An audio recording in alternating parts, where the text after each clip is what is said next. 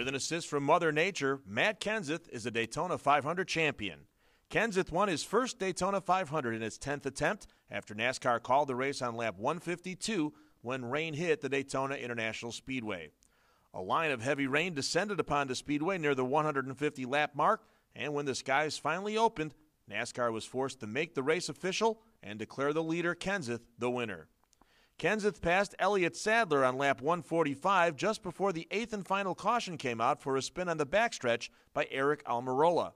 The field ran under the yellow for 6 laps before finally getting called to pit road, and at 6:30 p.m. Eastern Time, the race became official after a 20-minute wait, and Kenseth was declared with his 17th career win. You know, especially when you come to a speedway, it's really more about the team and than it is about the driver. It's always about the team, but really they make the cars go fast. And I wasn't happy with my 500 car, and it ended up getting wrecked in 150s anyway. And as soon as we unloaded this car, it drove much be and I kept complaining about it, and they kept adjusting on it all night and did the right stuff at the end. So it's pretty unbelievable to be able to sit here and be able to actually be in Daytona 500, much less win one. It's just a dream come true.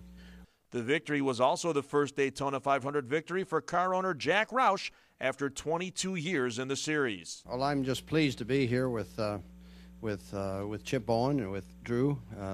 I don't know if Drew deserves this. I had to wait over 20 years, Drew, just so you know.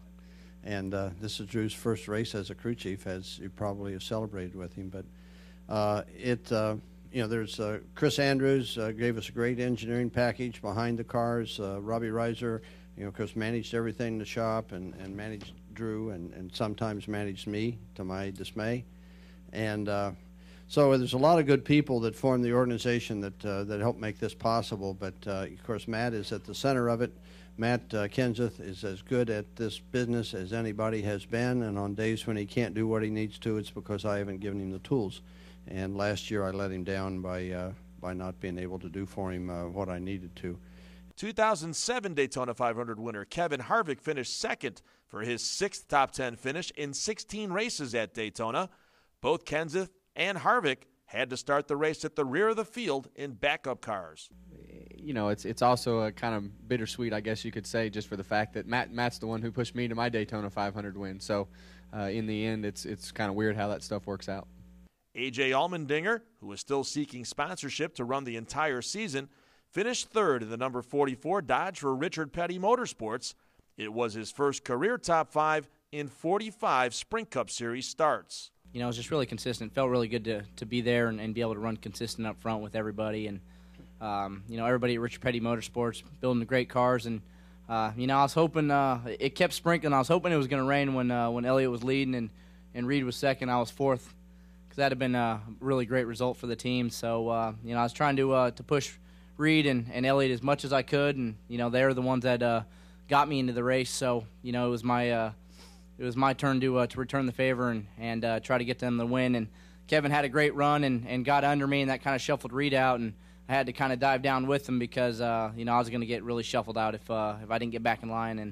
And you know, it was just it's a great result. I kind of wish could have been able to finish it. I think the car was fast and would have loved to had a chance to win the race. But to be top 3 with everything we went through in the off season and have a chance to hopefully get more sponsors on the race car and keep this thing going through after race 8.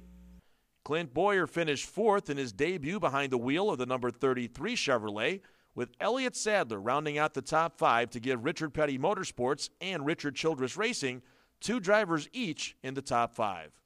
One of the most controversial moves came on lap 124 from Dale Earnhardt Jr. After falling a lap down from the second of 2 pit road miscues, Earnhardt Jr. was racing Brian Vickers for the first car a lap down position.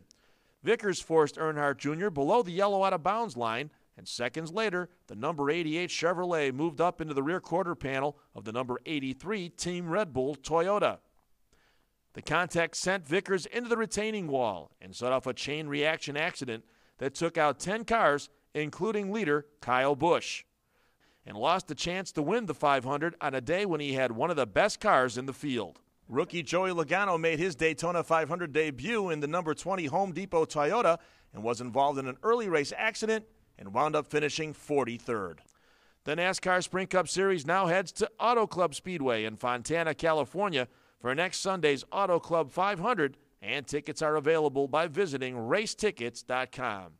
For Racing OneCast, this is Pete Pistone reporting.